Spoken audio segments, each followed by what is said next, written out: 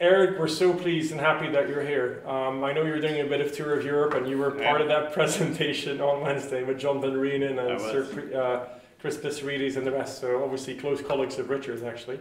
And I remember the 2019 paper that Erik is now going to expand upon with a whole host of new research. And it was published in the Proceedings of the National Academy of Sciences. The same title actually is what he's using here today. And it was really very, very interesting and made me think a lot. And so I'm very keen to hear from Erik directly, but where he and his co-authors are taking this work. So Erik, thank you for being here with us in Oxford. Over to you. Well, thank you so much, Jan. It's really a pleasure and an honor to be here to share some of the research, and I'm very much looking forward to the discussion. Jan told me about how the practice is to save about half an hour for general discussion, so I'm going to go a little bit quickly through the slides, but needless to say, if there's something unclear, please feel free to ask or interrupt. And I'll be talking about this technique we've been using of these online choice experiments to look at well-being, although I guess the definition of well-being varies a little bit. Now, we're going to focus particularly on the role of digital goods in consumer surplus, so that aspect of it, and then we can talk during the discussion as to what are some of the strengths and weaknesses of doing that, that particular approach. So I'm at this digital, well, there we go. So I'm at the digital economy, and so a lab at Stanford. I used to be at MIT, and as we all know, there's been just an explosion of digital goods available. Many of you are on Zoom right now, and you can listen to YouTube videos about things. You can read things on Wikipedia, and we get a lot of value from it. The average American spends just under 8 hours a day, almost half their waking hours, consuming stuff off of screens, whether it's little screens like your phone or TVs or computer screens. So it's a big percentage of our time and consumption. But it doesn't really show up in the most common measure, GDP. I don't know if we can do something to make that visible. For instance, if you look in the early 80s, the information industry, which includes software, internet, books, movies, all that stuff, was about 4.7% of GDP. And it kind of bounced around a little, but it's just under 5% now. It's almost like nothing happened, this whole proliferation. So that isn't right in terms of what we're actually getting value from, but it's the way that GDP is measured, because GDP, if something has zero price, with few exceptions, it doesn't show up as something that you're buying and selling. So this was really the initial motivation for us doing this work, but as you'll see, we're expanding into lots of other goods and services as well. And the basic thing we're going to be doing is trying to understand how much consumer surplus do you get, not how much do you pay. So Wikipedia, perhaps you pay zero, but you may get $10, $20, $30 a month of value from it. And for each of these goods, you're getting some level of value. In some cases, it may be zero, but you're not necessarily paying for it. So we're going to try to get a sense of how big those numbers are and how much value is being created from this part of the economy that in some sense is becoming much more important, but is also increasingly invisible by the most common economic statistics. And it's not just that they're becoming more available, they're even replacing, and sometimes the sign may be wrong. Jan and I were talking about Encyclopedia Britannica being replaced by Wikipedia, and people used to spend a lot of money on these expensive and very good encyclopedias, but now they have even better ones that are available for free. And this ad is a striking example of that. Essentially every item on this ad is now available for no additional cost if you have an iPhone or any kind of a smartphone. The camera, the music player, the calculator, and also new things you never had before, like GPS maps and directions that are much better than anything you had before, or web browsers or ebook readers. So by some estimates, it's tens of thousands or even hundreds of thousands or millions of dollars you would have had to pay to get all the things that are in your phone now that you get for no additional cost. So there could be an enormous amount of value that people are getting from these goods and services.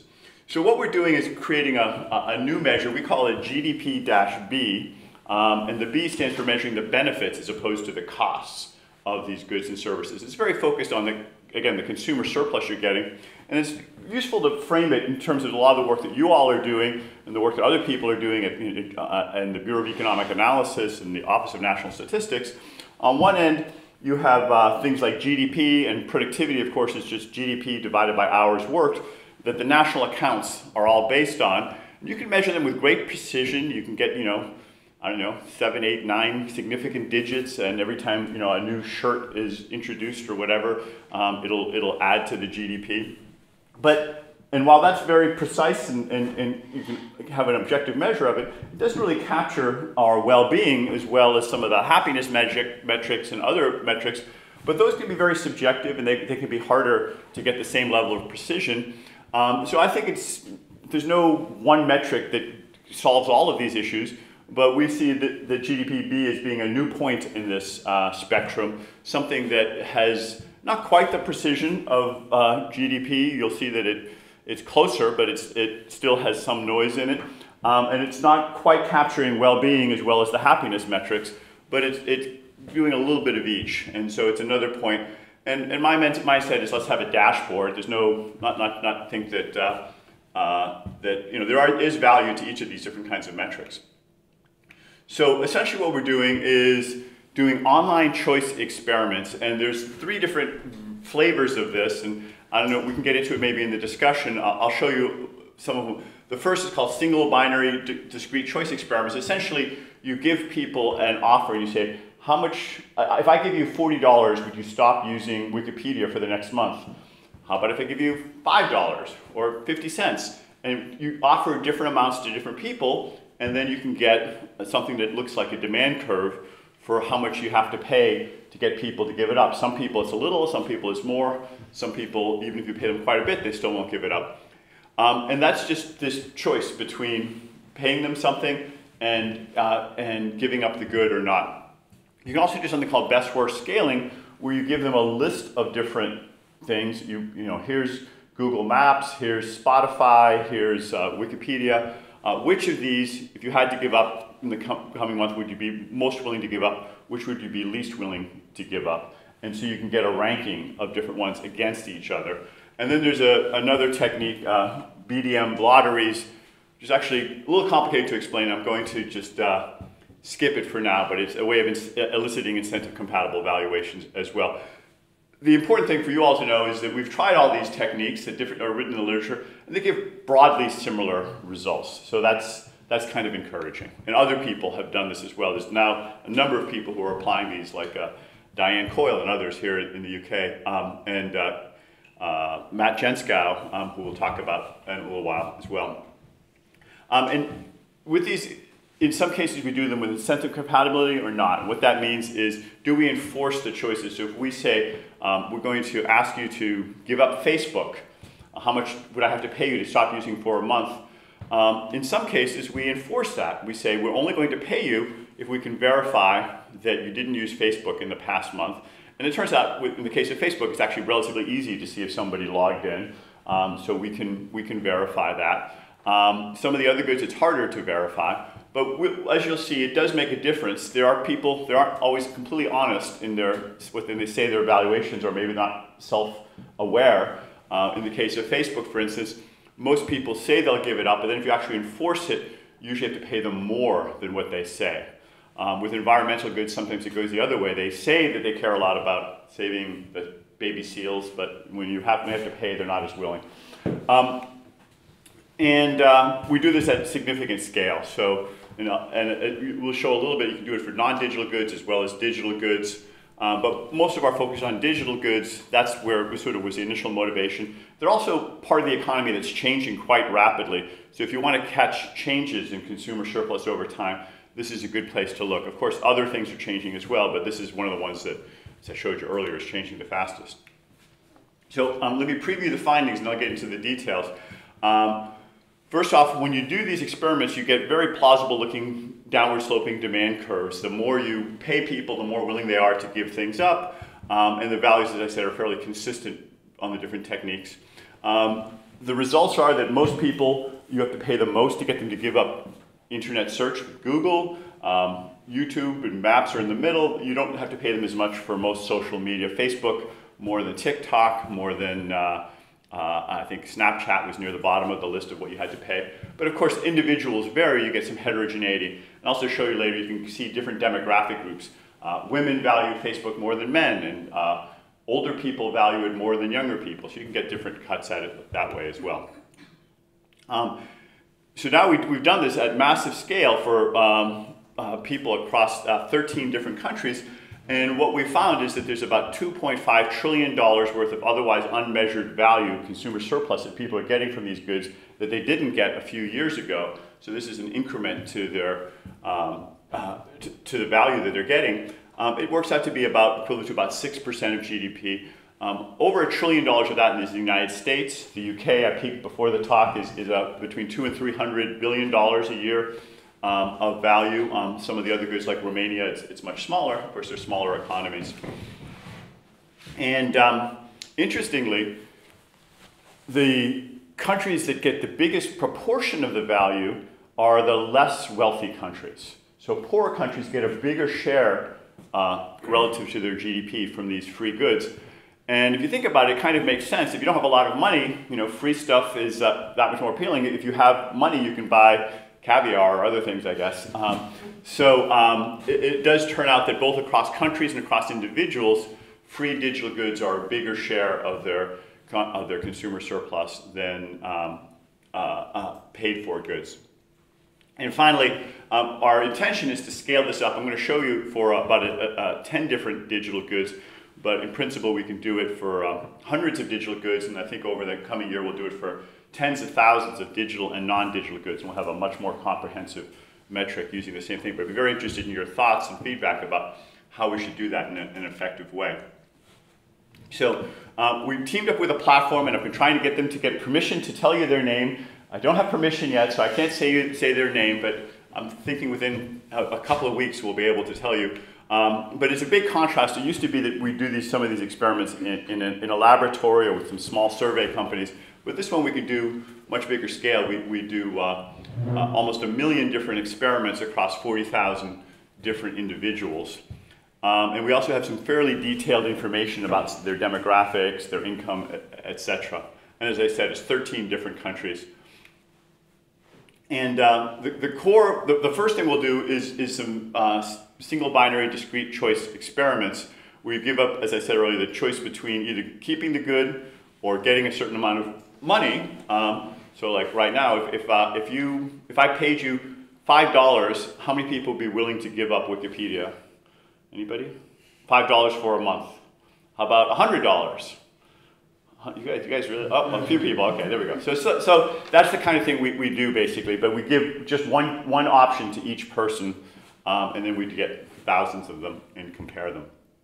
And we randomize how much we give to them, and then this gives us essentially this demand curve. I'm sorry, just a really quick question. Yeah, please. What's the range of prices that in other words, you're giving different potential returns to everybody, but what's the price, the variance? How low it varies for the different goods, but it goes from about $1 or $2 up to about $100.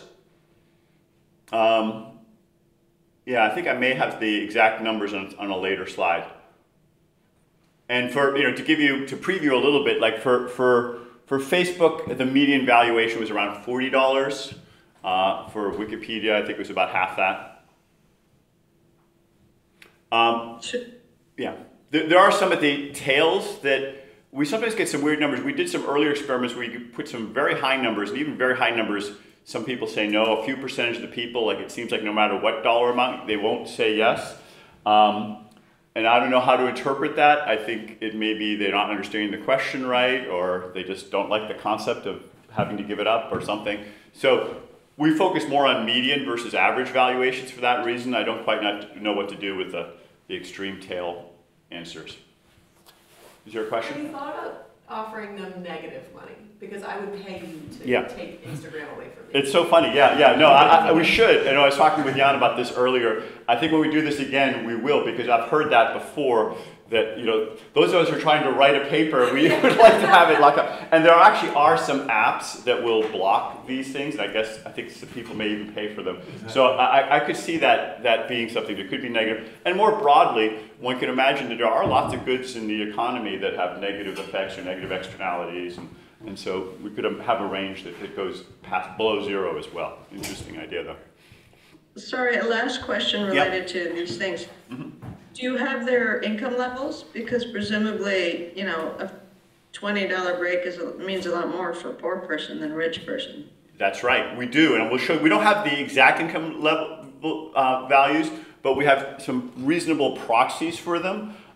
We have something called a relative wealth index that we break. We know where they're from, and we can go into these small geographic areas and use that as a proxy. And of course, there is a correlation, although not as much. I mean, it turns out that while poor people often pay less, not that much less. So it's not as it's not anywhere near proportional.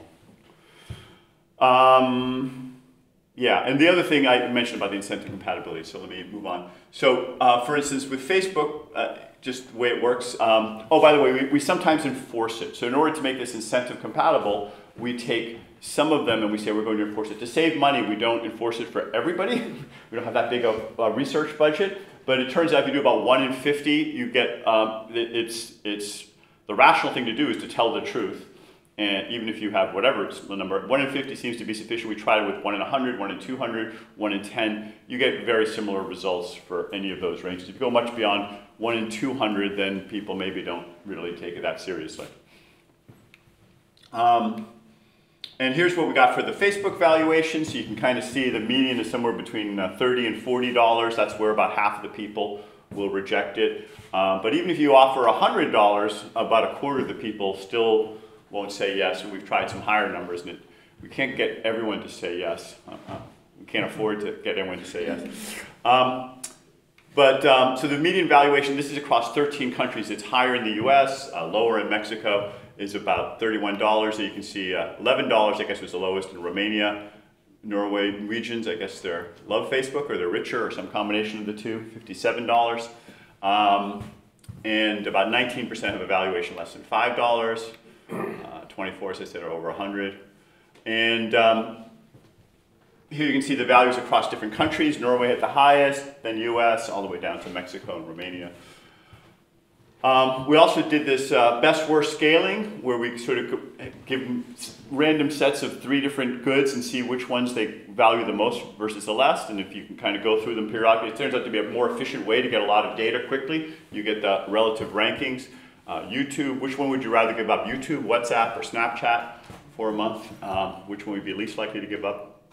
And the ranking we get is, as I said earlier, the search engine. It was the most valuable, e-commerce and Amazon near the bottom. We also had a non-digital good. We had asked them, would you be willing to not meet any of your friends in person for 1 month? And it turns out that people would rather meet their friends than just about any digital good, except Google search. That was the one that if it came down to it, they'd say goodbye to their friends.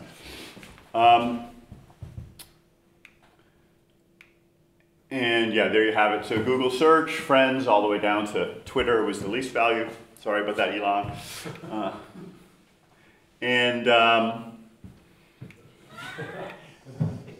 Somebody's happy about that. Yeah. So here you have the how it varies across different countries. US people don't use WhatsApp as much. It's kind of a little bit below. In Germany, WhatsApp had a higher value, almost as high as Google. In Korea, it was YouTube, which is the big winner. I guess with that Gangnam Style. So it's a little varies, but you know, there's sort of a broadly similar pattern across ones, but they do vary a little bit from country to country. There's Mexico. And the overall dollar value, if you add these all up and you calibrate it, it works out to be about, what, $2.5 trillion of consumer surplus that's otherwise not accounted for from these 10 goods. This isn't all digital goods, this is just a selection of 10 digital goods. US alone is a little over $1.2 trillion. Great Britain, or UK, is about a little over $200 billion, down to Romania, which was, I guess, only $13 billion. As a percentage of GDP, this is where it gets interesting, is that it turns out that Mexico had the highest percentage from these goods, and some of the richer countries, Japan and Ireland, had lower values as a percentage. So you can kind of see this downward sloping relationship that the richer the country is, the smaller percentage value they get from all these digital goods. So even though these countries are more developed in many ways and have a digital infrastructure, actually the poorer countries are getting proportionally a bigger share of their value from these digital goods. And as I mentioned earlier, it kind of makes sense if you think of the fact that that's something you can consume if you don't have a lot of money. You can consume something that's free. And it's a highly statistical, significant result. You see a similar thing within countries as between countries. So as I noted earlier, we have this relative wealth index, and we look at 2.5 kilometer squares, and the algorithm looks at a lot of different data to estimate the estimated wealth and income from those areas. And it's consistent with household data from other sources.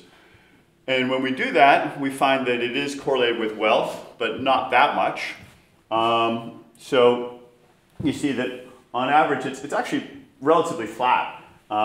You get some effect, but by and large, the valuations don't matter that much. These are different thirds, the lowest third, the middle third, and the highest third.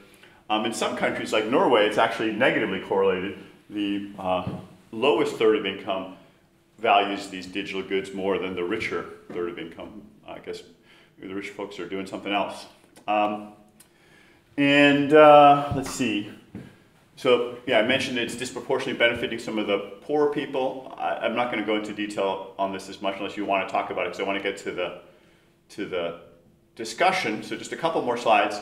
If you work this out, how much value is this adding to our growth? Digital goods mostly didn't exist 20 or 30 years ago, at least most of the ones that I listed here.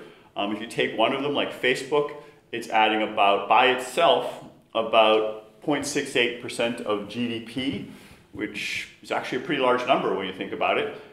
Spread that over the past 20 years or so, and you get an additional 0.05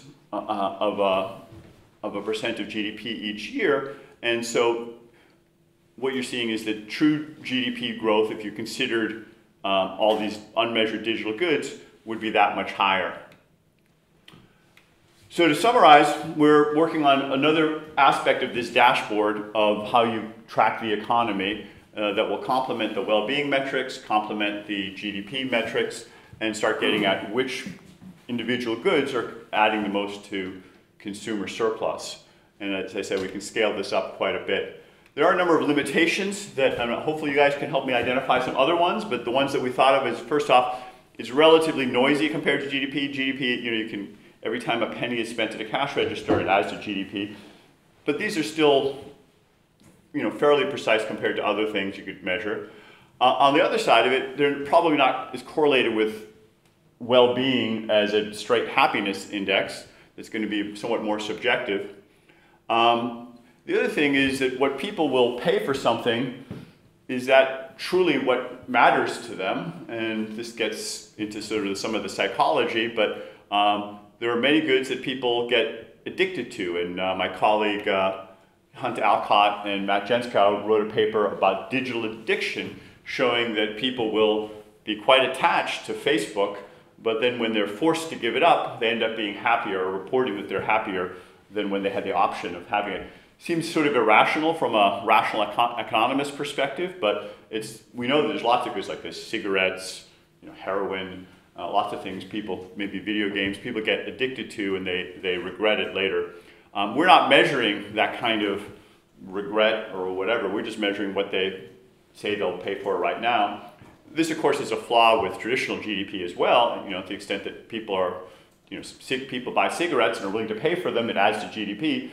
Maybe they shouldn't be, but we're sort of, at least at this stage, just stepping back from that and saying, if somebody say they value something, we'll take it at face value, and we're not going to tell them that they should be eating chocolate ice cream instead of vanilla ice cream, or Facebook instead of YouTube, or whatever.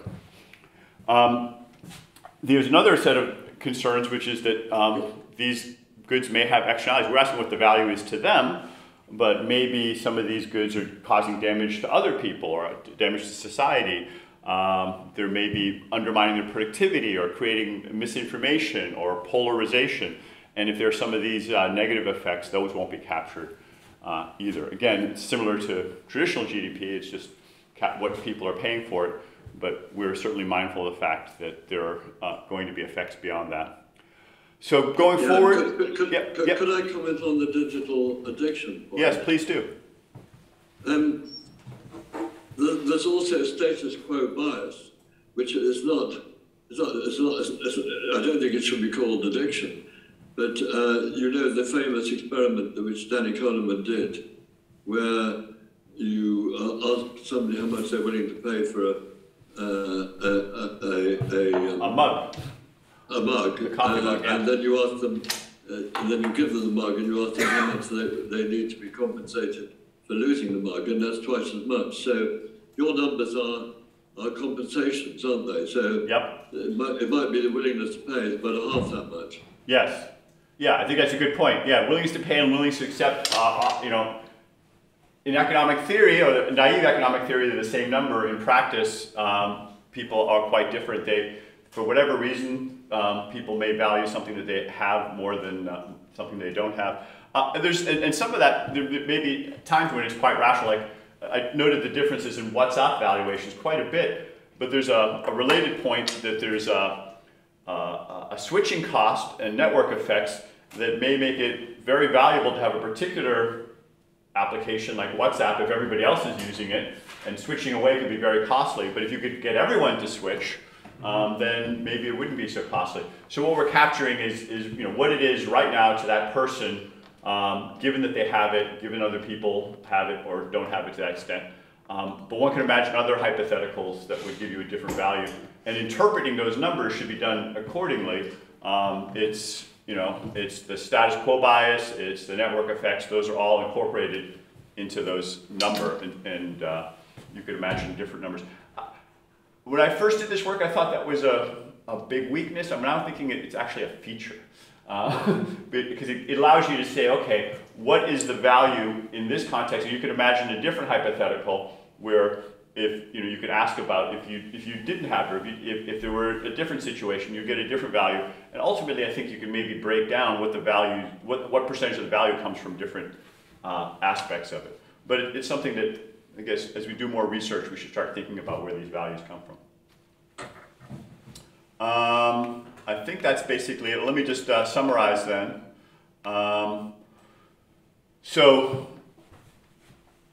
GDP, as we all know, is still very much the dominant metric. Simon Kuznets and company developed it back in the 1930s in the national accounts, and whether the US Congress or Parliament or the Federal Reserve, they all turn to these numbers. Yesterday I was reading the news and it was all about the economy grew 2.9% in the United States. When they say the economy grew, they're not talking about a happiness metric or a GDP metric. They're talking almost inevitably about GDP. It's just the norm. But people in this room know better than most that that's a very incomplete measure. So we need to think about some other ones. Consumer surplus is the one we're focusing on, and it's an improvement. I don't think it's the final answer, but it's an improvement, I think, on GDP. GDP often has the wrong sign, and GDP doesn't capture things that aren't bought or sold. So this is a step towards getting something closer to consumer welfare. And you can do it with these massive choice experiments, and I want to think of scaling this up to do this in parallel with them, the way you guys are with the happiness index. When we apply it to digital goods, the numbers are huge, trillions of dollars that people are getting. And if you looked at the economy without this, it would look like nothing was happening in the digital economy. But with the consumer surplus measures, you can see that it actually is quite significant. And as I said, the goal is to come up with this dashboard of metrics, including subjective well-being, GDP-B, GDP, traditional GDP, and others, so we can calibrate how important each of these components are. So let me leave it there, and I think I was able to leave you with 20 minutes or so for discussion. Sorry for speaking so fast, but I really wanted to get to your comments and questions. Thank you.